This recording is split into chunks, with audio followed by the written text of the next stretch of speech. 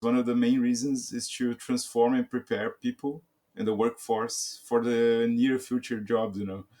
Instead of having traditional jobs, we know that in the future we need to work with AI more closely. So that's their plan, I think. So basically, they're trying to prepare the government for the AI era, let's say, that we're entering, or basically we're already there. Yeah, Makes sense. I think in order to do that, you need not just investment into all the systems and invest a lot into building that infrastructure, you also need to attract new talent or people that have been building up experience or in order to build this setup, right? So how are they planning to do that? Especially because now with Brexit, right?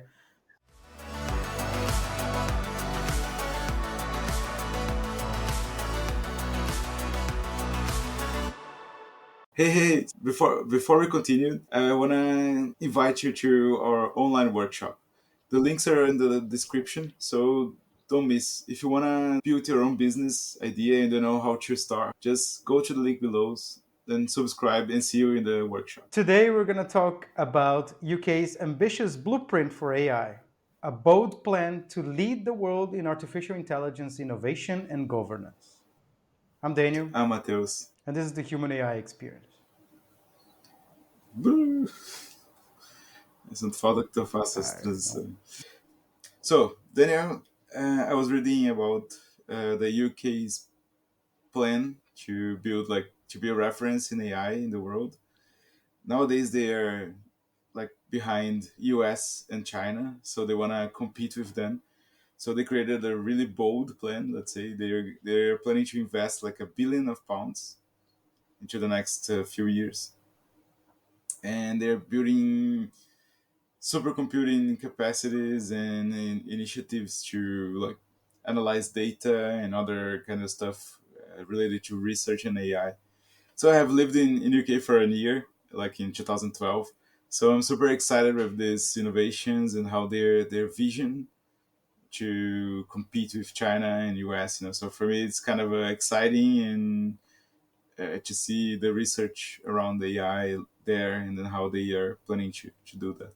why all of a sudden UK decided to be a leader in AI, and what are they aiming for? What are they goals? Their goals? Yeah, they're feeling that they're behind China and US. So I think the ambitions plan, let's say, is to reach the level of US in China. And I feel that some of these the reasons that they are behind is because of regulations and it's kind of and they're feeling to lose a bit of the relevance, in the world innovation, especially innovation, because as they said in the paper, that they have Alan Turing, they had the guy who created the computing and all the algorithms and everything. So they have other scientists that are important in the world, like of computing and everything. So they want to keep that status, let's say, and they want to drive like an economic growth and a public service performance. So they want to directly benefit, the all the citizens with healthcare, education, and especially in the government's systems. So a lot of what we have been talking a lot, they're actually planning to do, analyze a lot of data and really focus in some of these specific areas. And of course, one of the main reasons is to transform and prepare people in the workforce for the near future jobs. Instead of having traditional jobs, we know that in the future we need to work with AI more closely. So that's their plan, I think. So basically, they're trying to prepare the government for the AI era, let's say, that we're entering, or basically we're already there. But okay, makes sense. Yeah, yeah, Makes sense. But how do they plan then to? Because I think in order to do that, you need not just investment into all the systems and investing a lot into building that infrastructure. You also need to attract new talent or people that have been building up experience or in order to build this setup, right? So how are they planning to do that? Especially because now with Brexit, right? it's not that easy to attract talent from Europe, for example. So what are their plans in regards to So this? that's both planned here, like in terms of innovation and research. So they are trying to attract people worldwide.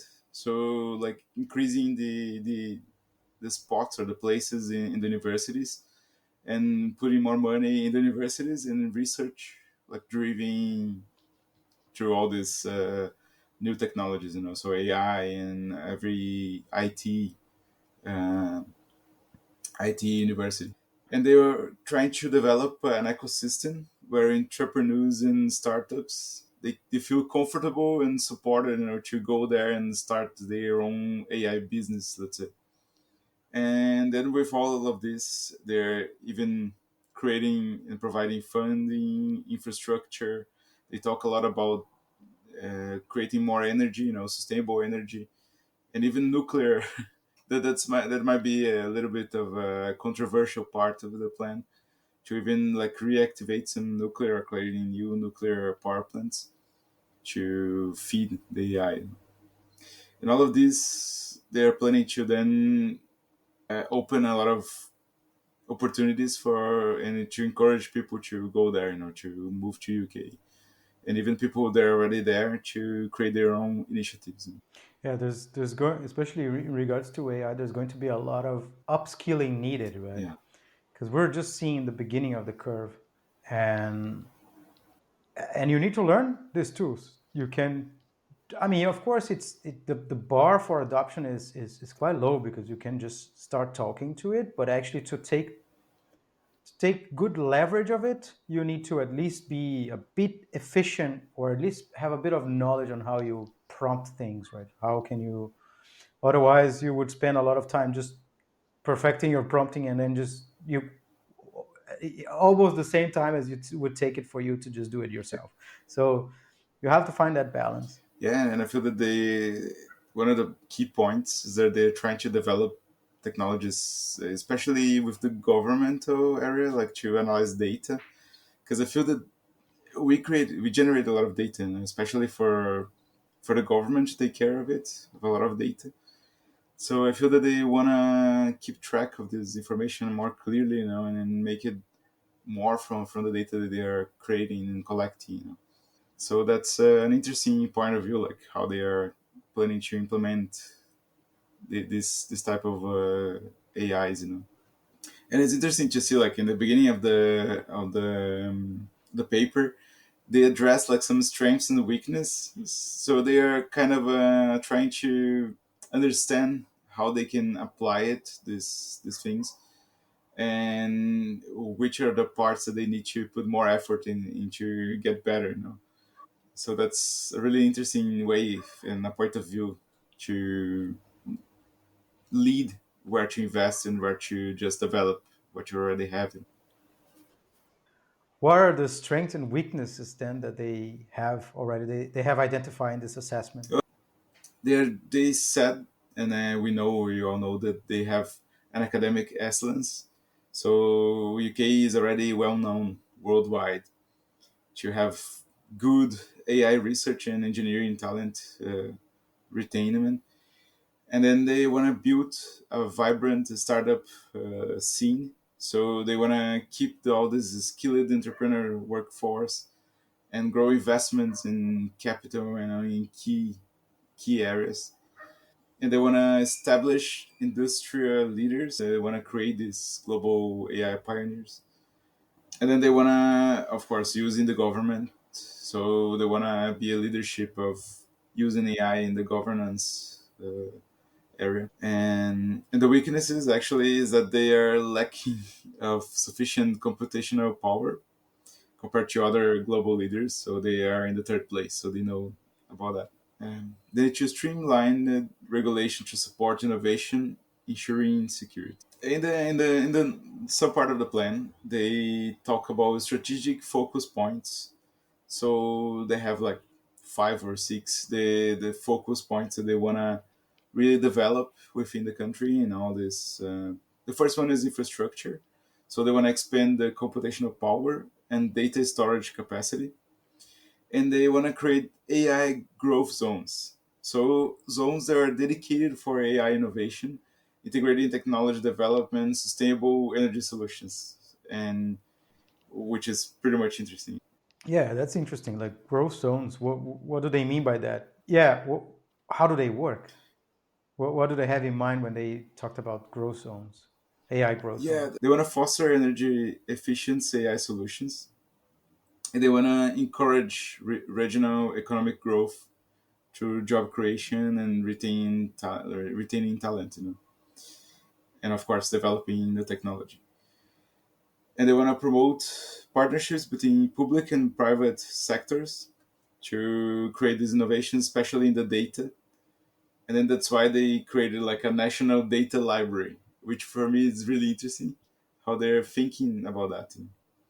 So they want to centralize all the data that they have and create some sectors that are specialized in taking the specific data that they wanted to have.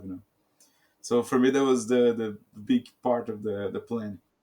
Yeah, and it does it makes sense, right? Because I think the governments in general gather and hoard a lot of data, and they don't know how to utilize all of that. And then there's a lot of policies that could benefit a bunch of people if they could interpret that data properly, right? So to me, since you started talking a little bit about that, this UK government initiative is that is actually coming from the Yeah, government.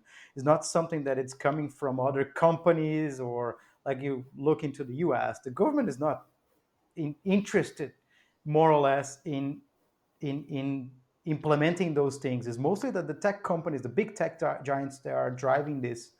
And then of course this is gonna they're going to probably sell that service to the government later on. But this initiative is coming from the government, so it means that they are really want to start like building up this infrastructure already in the public sector, which is pretty interesting. yeah. Yeah, that's nice. And I feel that the focus that they're putting in this national library is like to provide like an easy access to people, so people can access easily everything that they wanna have, so about the data, and they wanna be clear in the copyright things things that we discussed a lot. Where can you access data? What kind of copyright base they're using? And then they want to standardize the way that you collect and ensuring that like quality and ethical compliances. So this kind of stuff there, I figure is super important, and the government should be involved with that. And one of the big things Yeah, I think that they want to keep away is like to have foreign data sources. So people you sending your data to other countries. So it is a way of putting everything together and keeping in the country. So if you think about ultra classified documents and stuff like that. I have the Danish reference because I live in Denmark, but like you and here everything is at least in the government sector is what highly digitalized. So everything happens in everything is actually digital. So it's quite easy to gather all this data. I don't know about the UK. You've lived there. I don't know if you had during the period you've lived there if you had actually had a bit of an idea on how they handle this kind of things. But I would assume they are a lot more old school and old fashioned in terms of maybe a lot of paperwork instead of digitalization. Yeah, it was quite a long time. Like there have been lived there, so I think everything kind of changed like since 2013 when I left the country. So uh, back there was a lot of physical stuff. So we receive a lot of things by mail. We need to submit a lot of stuff by mail too. So it was kind of still old fashioned, let's say. But I believe they have increased this technology, like in other countries. I lived in Sweden for 3 years, and everything was digital, as you said, like in Denmark. So it's kind of I assume that UK has followed the same pathway. I'm just assuming. I'm guessing. Yeah, I mean, but at least it seems that they're trying to at least streamline that a bit. if they're not there yet. Yeah. So I think that just to like finalize all these goals, they want to accelerate the cross economy AI adoption. So they want to create more um, talking, let's say, about between the public sector and the private sector, so, in creating scalable implementations. And they want to encourage the private sector to create integration to improve like productivity and deliver better citizen outcomes. So they're always talking about that in the document, like to create stuff for the citizens. So they're trying to justify, all this plan to say like, your life is gonna get better. But I don't know how much of this is true, or how much they are actually thinking about it.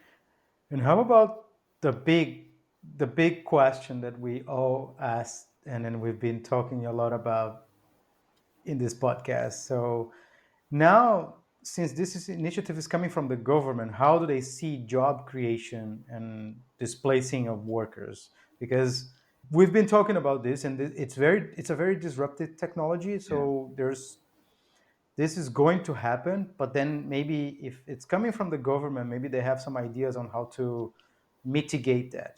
Yeah, that's a good question actually. And as you mentioned, like we talked a lot about that, and it's still not clear which is the best way. But I feel that what they're trying to do is like to upskilling and reskilling people, so creating programs to train these people to have AI related jobs.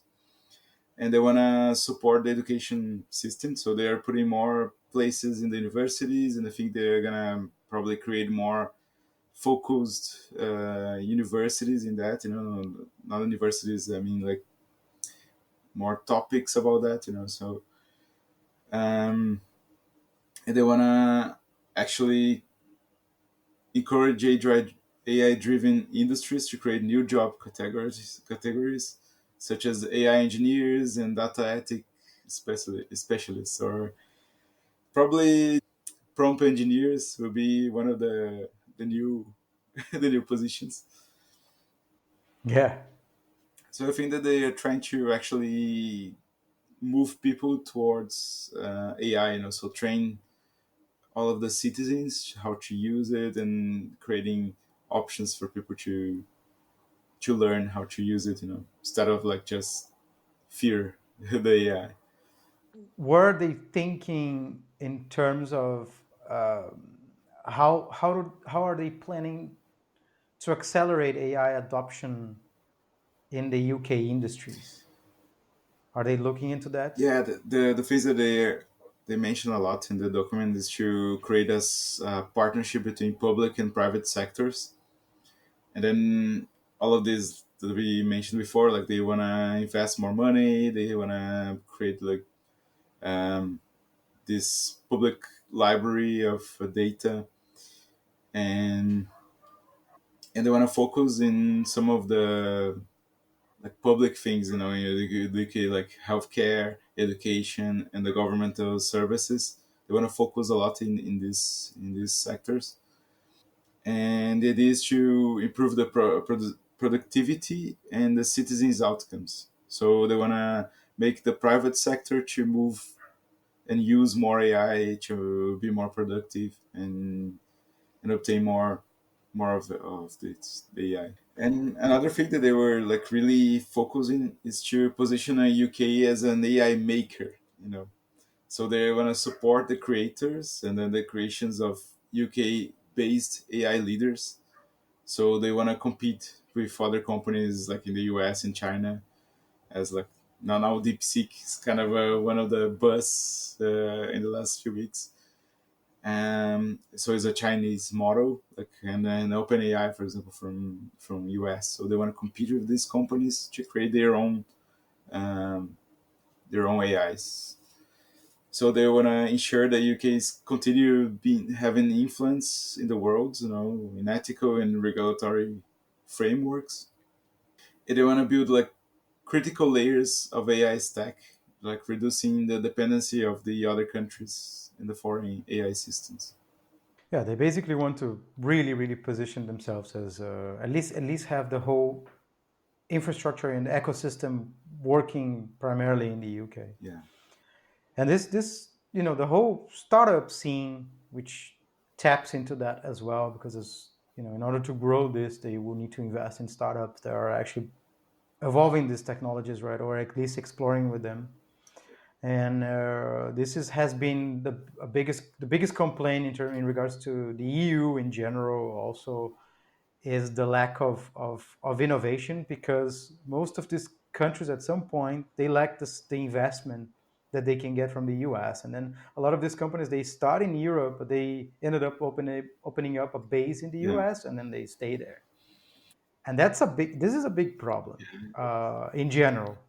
And a lot of people blame that to regulation, but I don't think it's necessarily just that. Of course, that can play a part of yeah, it, but regulation is necessary. Otherwise, it's just if you don't have regulation, you have people get impacted yeah, by bad agents, right? So you need that in place, and that's why pharmaceutical industry today is fairly safe, because there's a lot of regulation around. So, but I think this is something that they will need to rethink how the startup ecosystem will work, yeah, and will have the financial incentives to actually thrive, right? yeah.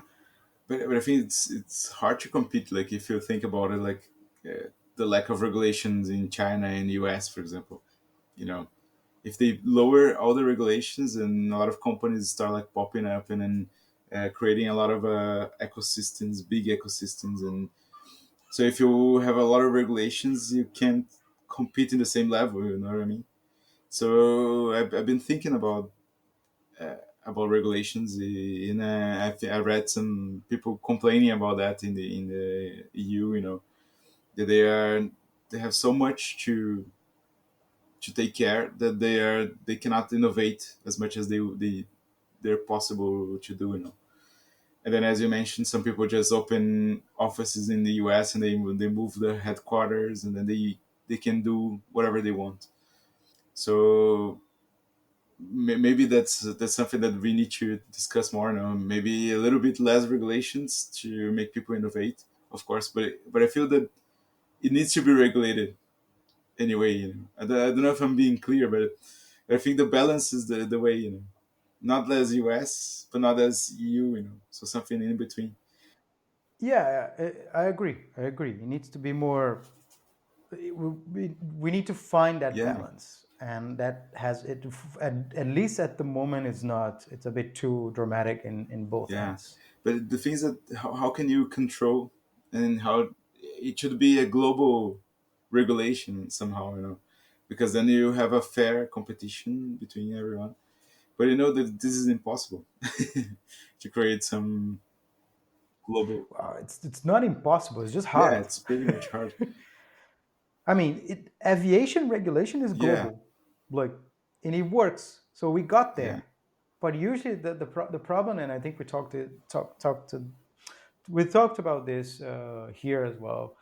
That usually we only do this right when there's like a big yeah, accident, or like something really bad needs to happen for people to just wake up and say, okay, we need to do something about this. That's the bad part of yeah, it, because we are more reactive than proactive. And then so hope but the problem with AI is that I don't know if we will be able to have the luxury of something really bad to happen, because if we're talking about these systems that can be automated, and it can do a dramatic, you yeah, know a, they can cause a huge damage before we even see yeah, it happening. So I don't yeah. I know. think that's what everyone's fears about AI. Like if there's no control, they can take control. You know, they will regulate us in some ways.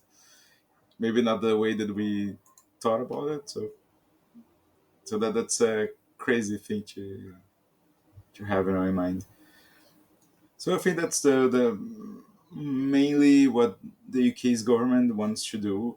And I think the next step that they want to go towards this plan is to create actionable metrics for success. So they want to measure the goals to increase AI related university program is attracting global AI people and talent and establishing new AI companies. So that's their goals.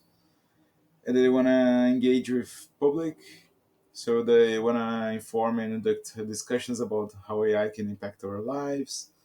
They want to develop public-facing initiatives to densify AI and address ethical concerns. I think we talked about that. And about global collaboration. So actively engaging different international allies to establish standards for AI, safety and regulation. And they want to share insights and innovations to position the UK as a global leader in the AI scenario. So I think that's the next steps and the vision that they want to share. Interesting, especially because this is coming from the Yeah, government. So it might have been one of the first governments to actually be very vocal and to address this and actually act upon. So interesting to see that. yeah, I'm really interested about everything, and the things that they talk about the AI zones. I think they're really interesting because the idea is to create a full infrastructure, so from data centers to like power plants and everything. They said that everything's gonna be together, so maybe they will create like technology centers in the cities, So I want to see that. I want to see that happen and see how they're gonna attract people. Yeah, let's keep an eye on it. It seems interesting where they are going at Yeah, least. If that's gonna work, that's another story. yeah, But quite cool. Well, we reached the end of our episode today. If you enjoyed the show, please consider leaving a review on Apple Podcasts. It's free and helps us a lot. This way, it can help us also reach new listeners. Oh, and if you haven't already, don't forget to subscribe on your favorite podcast platform to stay up to date on our latest episodes. If you have any questions for us, reach out to us at hello@humanaixp.com or connect with us on Instagram. Thanks for listening. See you next week.